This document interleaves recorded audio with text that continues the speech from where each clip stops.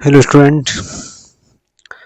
तो आप सभी का स्वागत है आपके अपने प्यारे चाणक्य हिस्ट्री पॉइंट के यूट्यूब चैनल पे यानी ई पाठशाला प्लेटफॉर्म पे। ठीक है, तो आज से हम लोग जो स्टार्ट करने वाले एक नया सीरीज, एक नया ही बेहतरीन सीरीज जो आपके यूट्यूब प्लेटफॉर्म पे होगा, जिसमें बहुत ही VBI MCQ हर सब्जेक्ट से यानी 500 का पेपर होगा आपका बोर्ड एग्जाम में, जिसमें से 250 पेपर होगा MCQ का। प्रैक्टिकल को इंक्लूड कर ले तो ठीक है, ऐसे नहीं तो 10-20 नंबर कम होगा, प्रैक्टिकल छोड़ दे तो यानी आपका मान लीजिए 230 नंबर का टोटल ऑब्जेक्टिव का पूरा कंप्लीट प्रैक्टिस, चाहे वो 10th हो या 12th साइंस हो या 12th आर्ट्स हो, हर क्लास का। ठीक है, जैसे आज हम लोग स्टार्ट करने वाले हैं सबसे पहला। और साथ ही साथ आपको ये बता दें, ये जो देख रहे हैं वीडियो जिसमें आप क्वेश्चन देखेंगे, ये हमारे संस्थान में ऑफलाइन टेस्ट, एक अभ्यास टेस्ट सीरीज स्टार्ट हुआ है। ठीक है, कोचिंग में अभ्यास टेस्ट सीरीज, उसमें जो MCQ आया हुआ है उसी का हम लोग प्रैक्टिस करेंगे। तो दोनों है, 2 in 1 है। जो ऑनलाइन बच्चे हैं उनके लिए ये एक रामबाण की तरह साबित हुआ, क्योंकि ये आपसे MCQ प्रैक्टिस कर सकते हैं।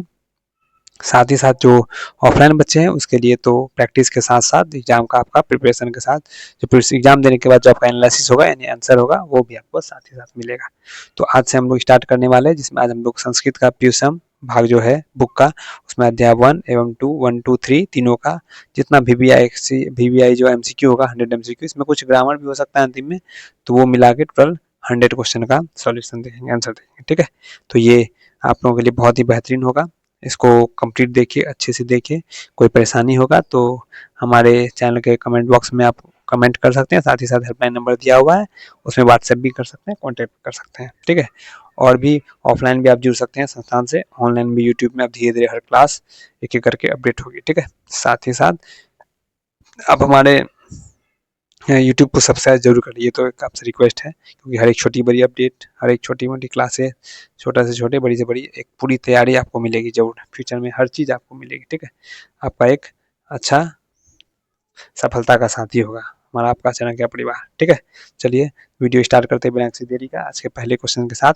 आज जो हम लोग संस्कृत का करने वाले हैं, सबसे पहला क्वेश्चन देखिए, सत्य में से किसका मार्ग प्रशस्त होता है। और एक बात और बता दूं, अगर आप लोग चाहते हैं कि इसका ये भी देखें, क्या बोलते हैं, चैप्टर अगर पढ़ना चाहते हैं, हर एक संस्कृत का हर एक चैप्टर का वीडियो अवेलेबल है, आप प्लेलिस्ट में जाके ढूंढिएगा तो आपको मिल जाएगा। ठीक, चलिए पहले आज बिना किसी देरी का इसको स्टार्ट करते हैं। ठीक है, आपको डेली ये MCQ का सीरीज डेली मिलेगा, आप लोग जरूर देखें, फायदा उठाएं इसका। तो चलिए, पहला हम लोग का है क्वेश्चन, सत्य से किसका मार्ग प्रशस्त होता है, तो किसका, देवलोक का। ठीक है, एक का आंसर हो जाएगा डी। दूसरा, ऋतुस्य पद का अर्थ क्या होता है, क्या है, तो इसका अर्थ है सत्य का। ठीक है, तीसरा क्वेश्चन, अगर किसी में डाउट हो तो आप कमेंट कीजिएगा, अगले वीडियो में इस पे हम डिस्कशन करेंगे। तीसरा क्वेश्चन, सत्य का मुख किस पात्र से ढका हुआ, किस पात्र से, सोने से। अगला, जीवों के शरीर रूपी गुफा में क्या छुपी हुई है, तो क्या छुपी हुई है, तो ये आपका हो जाएगा डी, आत्मा। यथा नदिया सेंदमाना पुरुष मुतई पुरुष पुरुष पैति दिव्यम पद्यांश किस उपनिषद का, यानी एक श्लोक दिया हुआ है, से पूछ रहा है, तो ये किसका है, मुंडोपनिषद का। ठीक है, अगला, केन पंथा विततो देवयाना, इसमें देवयान का मार्ग किससे प्रशस्त होता है, तो किससे प्रशस्त होता है, अगर आप लोग पढ़े होंगे तो आसानी से जवाब दे सकते हैं, सत्य से।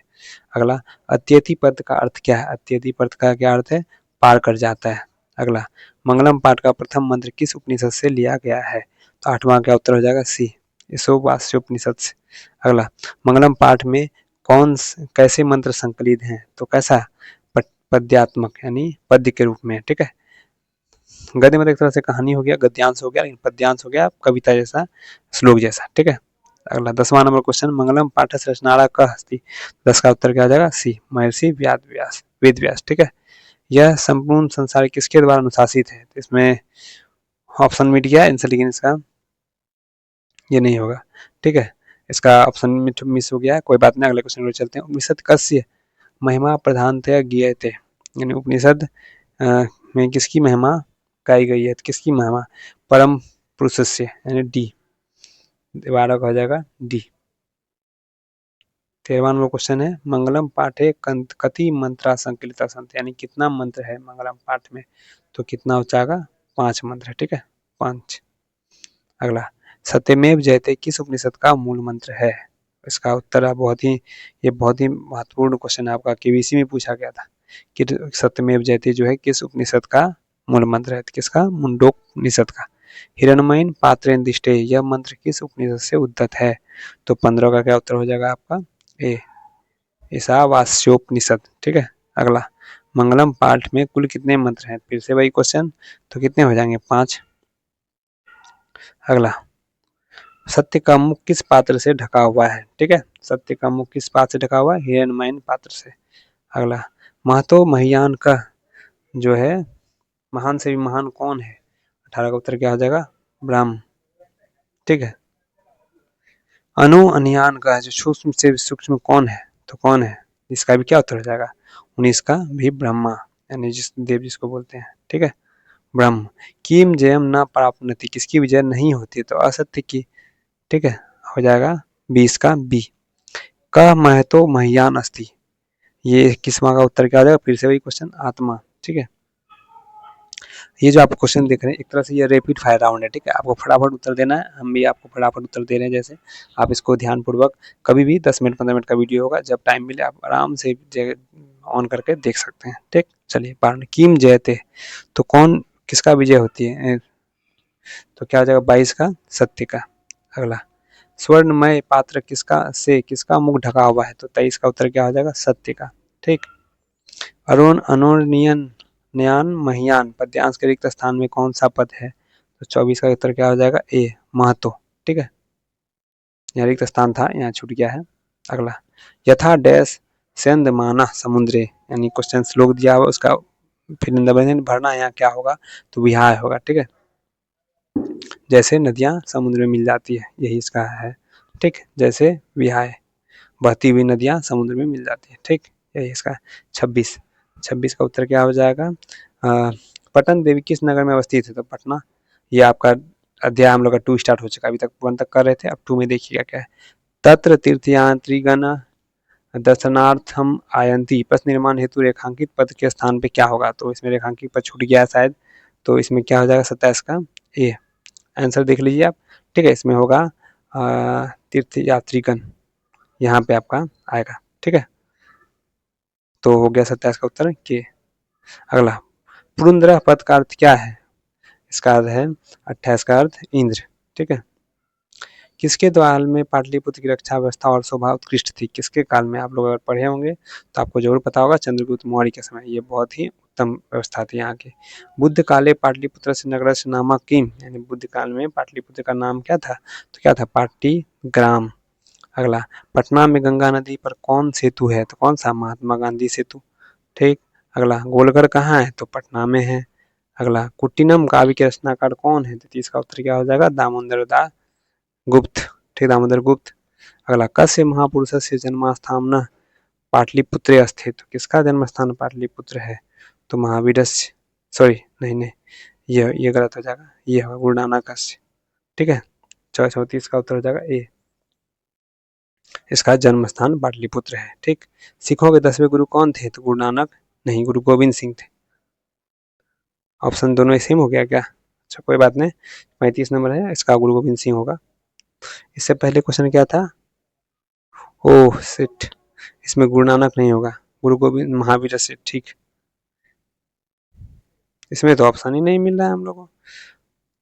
इसका एक सेकेंड, इसको इरेज करने दीजिए। तो इसमें 34 का कस्य महापुरुष जन्म स्थान पाटलिपुत्र अस्ति, इसमें कुछ इरर है क्वेश्चन में। ठीक है, आप लोग मिलाइए, अगर सही होगा तो कमेंट बॉक्स में उत्तर दीजिएगा, या कुछ जो भी है। ठीक है, हमको लग रहा है इसमें कुछ डाउट है, ऑप्शन सही नहीं है।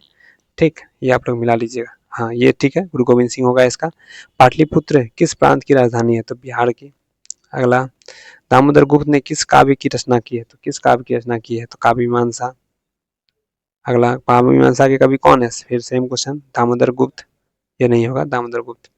राज्ञ अशोकस्य समय अस्य नगरस्य वैभवम कीदृशम् अस्ति आसीत्, तो 39 का उत्तर क्या हो जाएगा? सी, समृद्धम।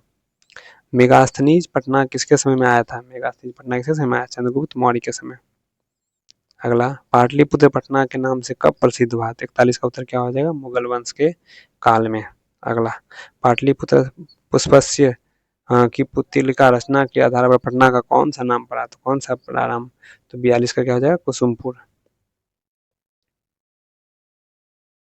यानी ठीक है, पुट पाटल पुष्यों की पुतली का रचनाकार। हाँ ठीक है। पटना का इतिहास कितना वर्ष पुराना है? तो 2500 ईस्वी पूर्व। यूनान का राजदूत कौन था? यूनान का राजदूत कौन था? मेगास्थनीज। अगला, कौमुदी महोत्सव किस ऋतु में मनाया जाता था? कौमुदी महोत्सव जो है आपका शरद ऋतु में मनाया जाता था। ठीक है। पटना नगर की पालिका देवी कौन थी? तो पटन देवी थी। बहुत आसान सा क्वेश्चन है, आसानी से आप जवाब दे सकते हैं। बिहार से कस्मिन नगरे गुरुगृहम अस्ति, तो किस नगर में है? पाटलिपुत्र नगरे। गुरु गोविंद सिंह का जन्म स्थान क्या है? तो तुरंत पढ़े थे हम लोग, पाटलिपुत्रम। ठीक। क्या है? परिभूत पुरंदर स्थानम की संज्ञा किसे दी गई है? तो सेम क्वेश्चन है, वही है। 49 नंबर का उत्तर क्या है? पाटलिपुत्र नगर को। आप वीरना पद का क्या अर्थ है? तो 50 का क्या उत्तर हो जाएगा? सी, हटा दे। अस्पताल में कितने लोग सोए हुए थे? सॉरी, अस्पताल हो गया यहाँ पे, कहाँ? अलस शाला में कितने लोग सोए हुए थे, ये क्वेश्चन था। तो उत्तर हो जाएगा 4। अब हम लोग का अध्याय जो है कौन सा स्टार्ट हो चुका है?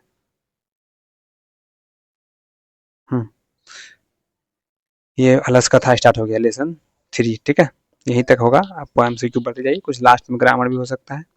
अगला, विदेश्वर कारुणिक मंत्री आसित पथ निर्माण के रेखांकित पद के स्थान पर कौन सा पद होगा? ये इसमें कुछ मिसप्रिंट हो रहा है बार बार रेखांकित पद में, कोई बात नहीं। इसका उत्तर जाएगा क, यहाँ पे क होना चाहिए, यहाँ पे ऐसे रेखांकित होगा, इसका उत्तर बताना है। तो यानी क्वेश्चन क्या आ जाएगा? क्वेश्चन बनाइएगा इसको तो, क कारुणिक मंत्री आसित, यानी कौन कारुणिक मंत्री थे।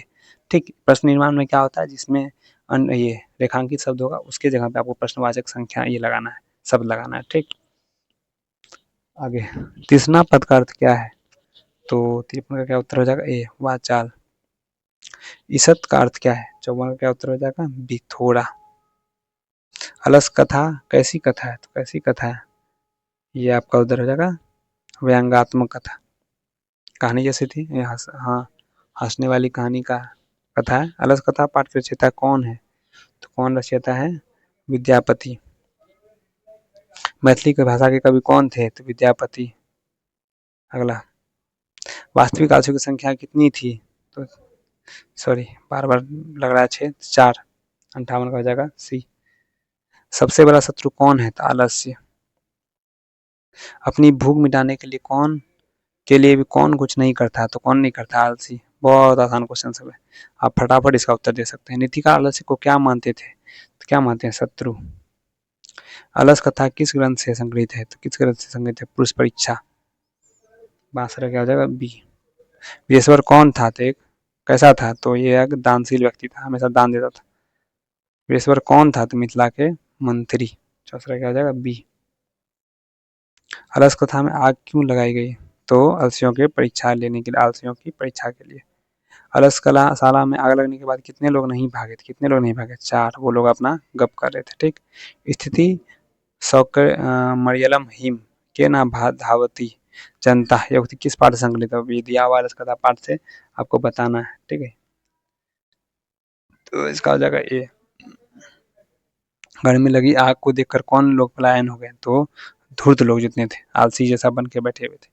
चारों आलसियों को कैसे बाहर किया गया? चारों आलसियों को केस पकड़कर बाहर किया गया। ठीक है। अलस अलस ध्यानांत मिथिला में कौन कवि थे? एक मंत्री थे, विदेश्वर। बनावटी आसान आलस देख आसान अच्छा सॉरी बनावटी आसन देखकर दिखाकर कौन भोजन ग्रहण करते थे?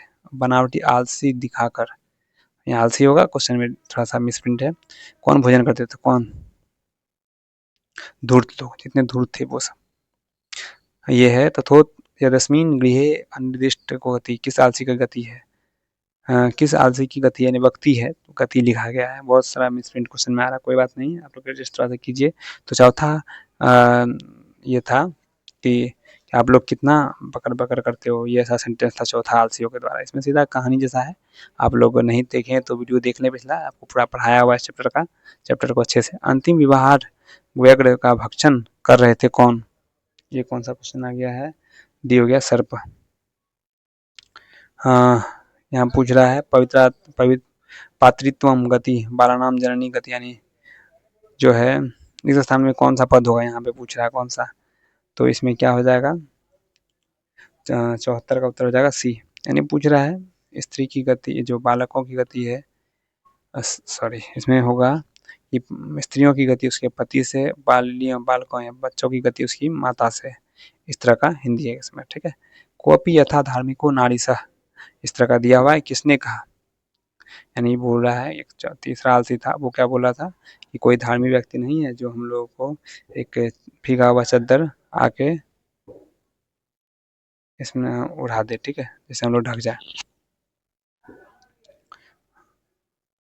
और नहीं, ये क्वेश्चन में थोड़ा सा इसमें लग रहा है, इसका उत्तर हो जाएगा पहला आलसी, ठीक है। ये सेंटेंस का थोड़ा देखना होगा बुक में, आप लोग देख लीजिएगा, इसका उत्तर ए हो जाएगा। अलस तला में आग किसने लगाई, तो किसने लगाई, अलस साला के कर्मचारियों ने, 76 हो जाएगा सी। 77 का डी 77 का देखते हैं, निम्न में से कौन पंचमाक्षर है, पंचमाक्षर है तो कौन, 9। अगला, ऊ का चरण स्थान क्या है, ऊ का उच्चारण स्थान हो जाएगा होस्ट, आप बोल के देख सकते हैं। निम्न में से कौन उसमें व्यंजन है, तो कौन सा उसमें व्यंजन है, इसमें ऑप्शन छूट गया है, नहीं है, इसमें हो जाएगा तालब सा, ठीक है। ये था, ये कुछ और बन गया है फॉन्ट। किसे हम वर्गीय व्यंजन भी कहते हैं, तो 80 का उत्तर हो जाएगा ए, स्पर्श व्यंजन को, ठीक। निम्न में कौन अल्प प्राण व्यंजन है, तो 81 का क्या उत्तर हो जाएगा बी, ब। खलिहान किस शब्द का उदाहरण है, तो खलिहान किस शब्द का उदाहरण है, ततभ। सूर्य किस शब्द का उदाहरण है, सूर्य है आपका तत्सम। जलज किस शब्द का उदाहरण है, तो जलद आपका है जो है योग रूढ़ शब्द का। मानवता किस शब्द का उदाहरण है, मानवता है आपका यौगिक शब्द का। निम्न में से कौन तत्सम शब्द है, 86 का क्या उत्तर हो जाएगा डी, दूध। लोहा की संज्ञा का उदाहरण है, लोहा जो है इसको नाप सकते हैं, तोल सकते हैं हम लोग, 87 का हो जाएगा बी, द्रव्यवाचक। निम्न में से कौन सा व्यक्तिवाचक संज्ञा, तो कौन व्यक्तिवाचक किसी खास व्यक्ति को डिनोट करता है, तो ये क्या हो जाएगा आपका 88 नंबर का दिवाली, किसी एक खास फेस्टिवल को डिनोट करता है। कौन भाववाचक का उदाहरण है, भाववाचक देख लीजिए कौन सा है, तो सी, राधिका से सोया नहीं जाता। अगला, हरिओम शब्द कौन संज्ञा है, कौन सा संज्ञा हरिओम, तो 90 का हो जाएगा सी। मंगलवार कौन सा संज्ञा है, 91 का व्यक्तिवाचक, किसी स्पेशल दिन का नाम है। सांप शब्द का स्त्रीलिंग, सांप का स्त्रीलिंग क्या हो जाएगा, 92 का ए, सांपिन। निम्न में से कौन सा पुल्लिंग है, तो कौन सा शब्द पुल्लिंग है, तो 93 का हो जाएगा डी, विवाह। शेर शब्द का स्त्रीलिंग, सॉरी यहाँ पे क्या होगा, स्त्रीलिंग होगा, स्त्रीलिंग रूप है, तो सेठ का क्या हो जाएगा सी, सेठानी। निम्न में से कौन सा पुल्लिंग है, तो 95 का क्या उत्तर हो जाएगा, 95 का अकाल। प्रवेश शब्द कौन सा लिंग है, प्रवेश शब्द का पुल्लिंग, ठीक। दिव्या शब्द का बहुवचन क्या होगा, दिव्या का बहुवचन होगा दिव्यां। लड़का का बहुवचन लड़के। अगला, नदी शब्द का बहुवचन क्या होगा, तो 99 और 100 क्वेश्चन क्या है, भारतीय का बहुवचन क्या होगा। ये दोनों क्वेश्चन आपको होमवर्क के रूप में मिला है, 99 और 100 नंबर, ये आप लोग कमेंट बॉक्स में इसका उत्तर दीजिए, ठीक है। मैं देखता हूँ कितने बच्चे इसका उत्तर देते हैं। 2 क्वेश्चन, भारतीय का बहुवचन, नदी शब्द का बहुवचन। ये था कुल टोटल आपका जो है, एक सेकंड रुक जाइए, ठीक है। ये क्वेश्चन था आपका कुल 100 क्वेश्चन, जो VVI very very important question था, वेरी वेरी इंपॉर्टेंट क्वेश्चन, ठीक है, ये आपके बोर्ड एग्जाम को लेकर। तो ये वीडियो कैसा लगा आप लोगों को, ये बताएं कमेंट करके, ठीक है। इसी तरह अब अगले वीडियो हम लोग मिलेंगे अगले उसी 2-3 चैप्टर के VVI MCQ को लेकर। तो मिलते हैं अगले वीडियो में, तब तक के लिए अपना ध्यान रखें, पढ़ाई मन लगा कर करें। धन्यवाद।